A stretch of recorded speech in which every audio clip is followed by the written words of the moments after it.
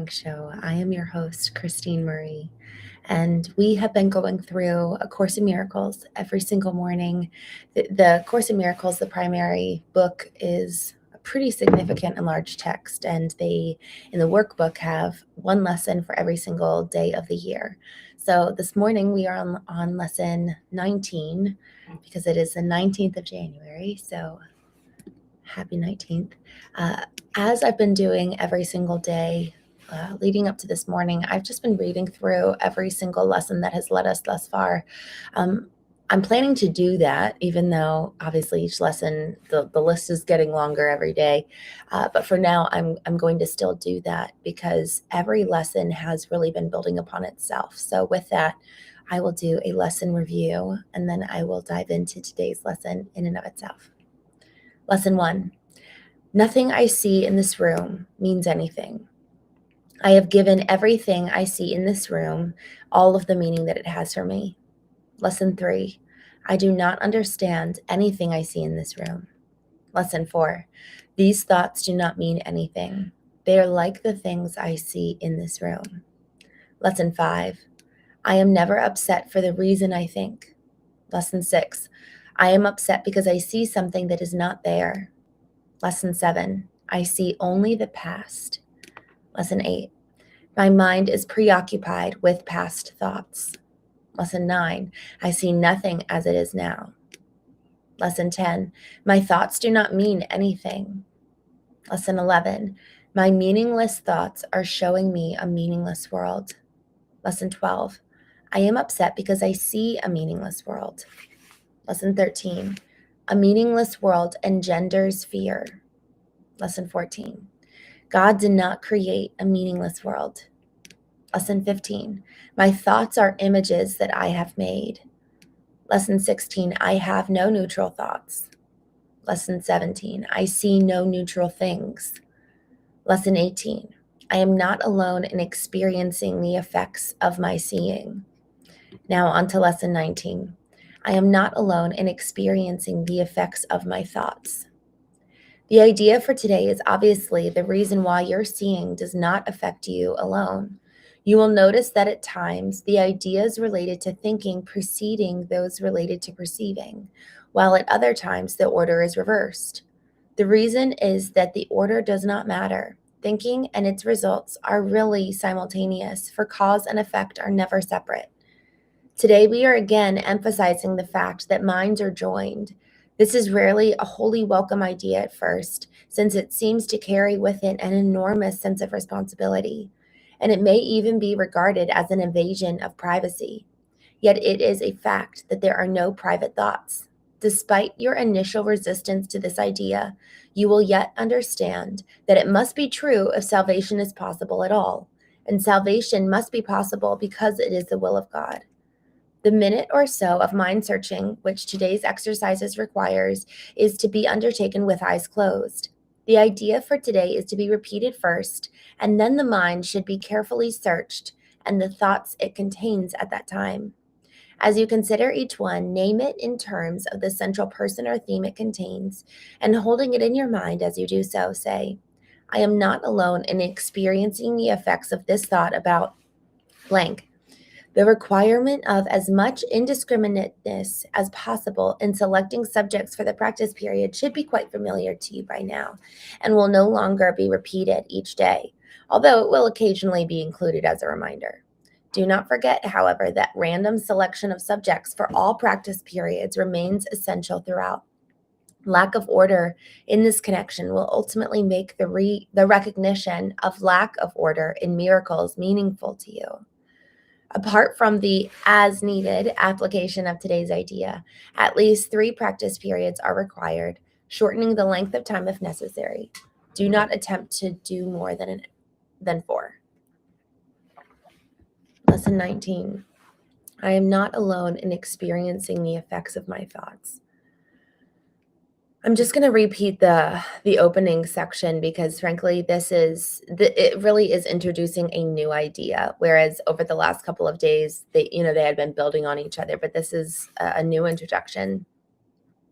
The idea for today is obviously the reason why your seeing does not affect affect you alone.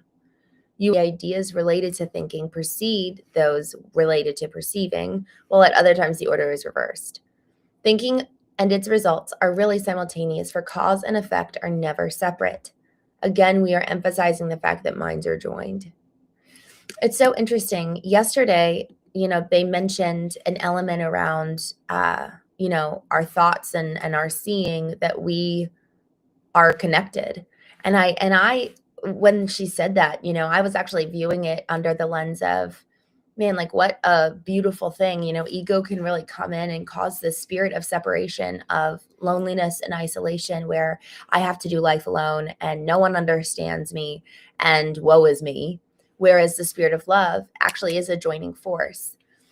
Today, when she's talking about our minds are joined and the effects of our thoughts basically don't impact just us, it's such a good reminder for today that what we think turns into what we do, and what we do always has an impact every single time. It's like the ripple effect. I can't remember exactly the number, but it's like for every one person you'll encounter 100, and then each, or 1,000, and then each person there encounters 1,000. So your impact is like millions of people. And it does add a level of responsibility. And she actually says that here. She says so today we are again emphasizing the fact that minds are joined. This is rarely a wholly welcome idea at first, since it seems to carry with it an enormous sense of responsibility, and may even be regarded as an invasion of privacy. Yet it is a fact that there are no private thoughts. So this concept of ego coming in yesterday's conversation, and then today recognizing the impact of who we are, what we think, it does add a layer of responsibility, And it's also rather exciting that we have that much potential to make a positive impact for change. Every single interaction, every single thought we have turns into an action in some form or another. And this is, so there's a couple of different manifestations, or I guess you could say consequences of this. So one, we have to learn how to control our mind.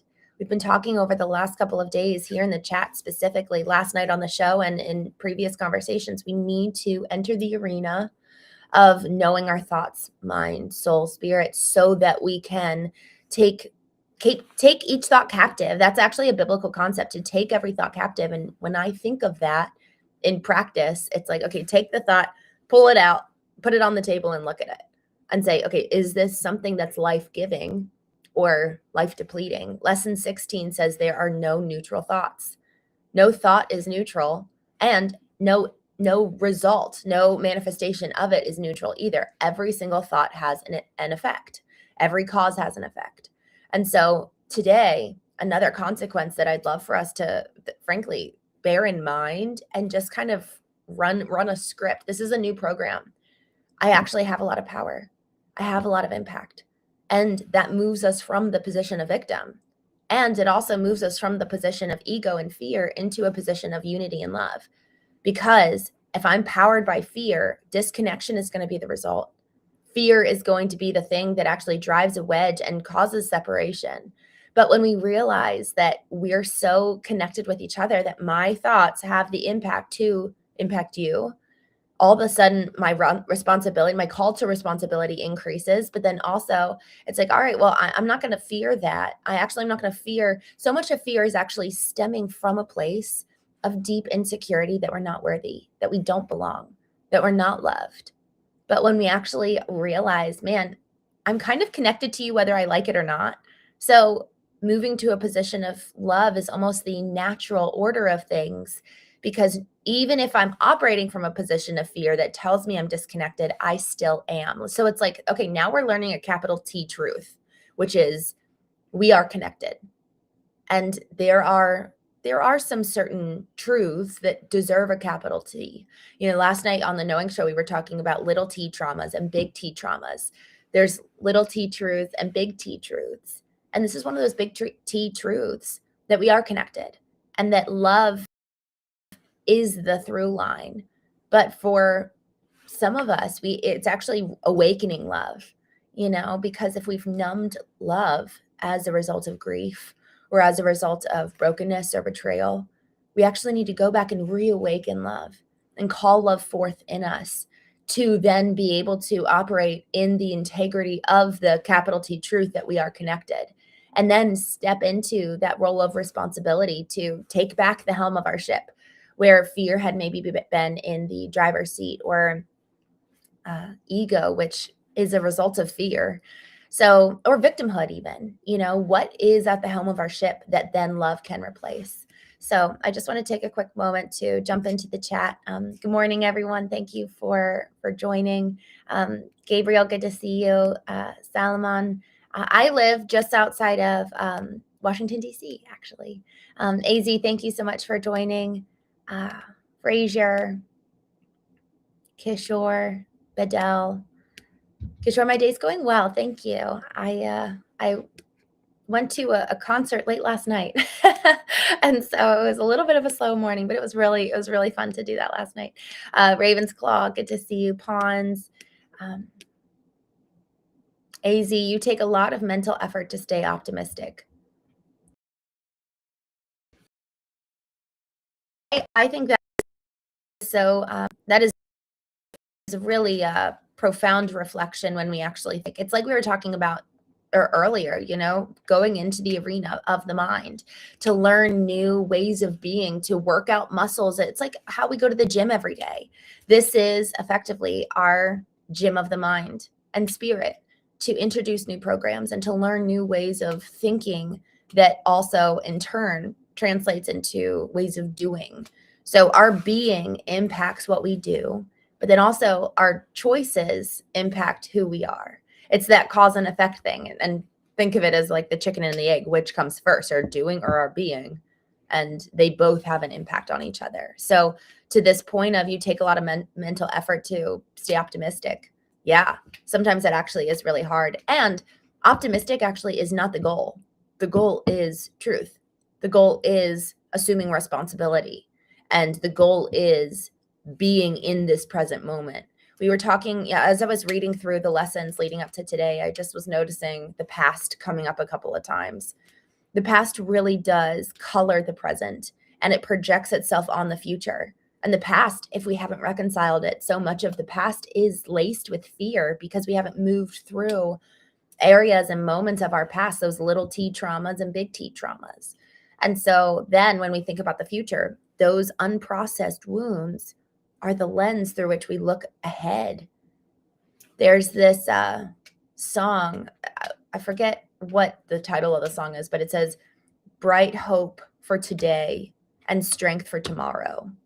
And so when we put on the lens of the capital T truth, which is love, all of a sudden we can have a hope for today rather than putting on the lens of fear, which is projecting on the doom and gloom of the unprocessed wounds for today and also for tomorrow. So yeah, I think it actually does take a mental effort to decide, who do I want to be? How do I want to live? How do I want to actually execute my day to day? And then how do I develop those qualities? And a lot of times it takes intentional practice of those qualities because it doesn't come easy. It's a new program we're introducing into our body. Tyrannus, good to see you. Olivia, or Olive, I guess. Good to see you. San Diego, thank you for being here. Pawns,